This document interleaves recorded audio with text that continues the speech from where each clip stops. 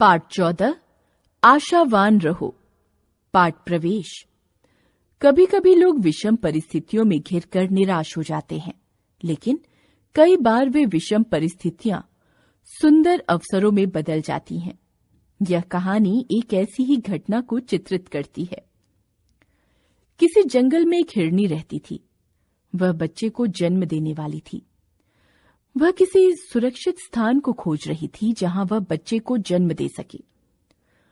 वह तेज धार वाली नदी के किनारे चलते चलते उस स्थान पर पहुंची जहां घनी झाड़ियां थीं। वहां की घास भी मुलायम थी। उसे वह स्थान सुरक्षित लगा। तभी उसे तेज दर्द होने लगा। उसे लगा कि अब बच्चा जन्म लेने ही वाला है। उसी समय आसमान में काले काले बादल छा गए और उनके बीच बिजली चमकने लगी। बिजली की चिंगारी से जंगल में आग लग गई। आग तेजी से फैलने लगी। हिरनी घबरा गई। उसने अपनी दाईं ओर देखा। उधर एक शिकारी खड़ा था जो उस पर तीर का निशाना लगाने की कोशिश कर रहा था। उसने घबराकर बाईं ओर देखा। उधर एक शेर उस पर घात लगाए उसकी ओर बढ़ रहा था। अब हिरनी करे तो क्या करे? वह बच्चा होने के दर्द से बेचैन थी, इसलिए भाग भी नहीं सकती थी। उसे चारों ओर मौत दिखाई पड़ रही थी।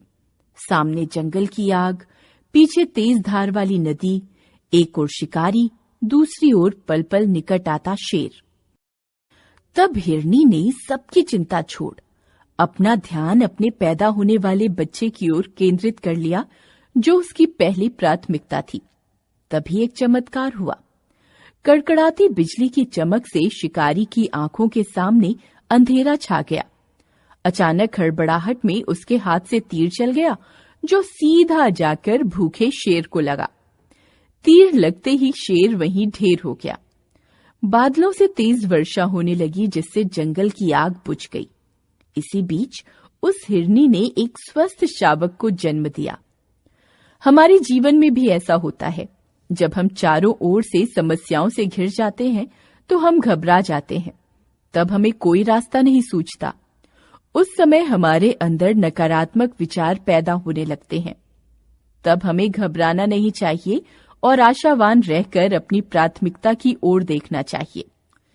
जिस प्रकार हिरनी ने अपनी प्राथमिकता बच्चे को जन्म देने पर ध्यान केंद्रित किया, जो उसके वश में था, मौत या जिंदगी तो उसके वश में थी ही नहीं। मझधार में फंसने पर हमें ईश्वर को याद करना चाहिए, क्योंकि वही हमारा सच्चा साथी और रखवाला है।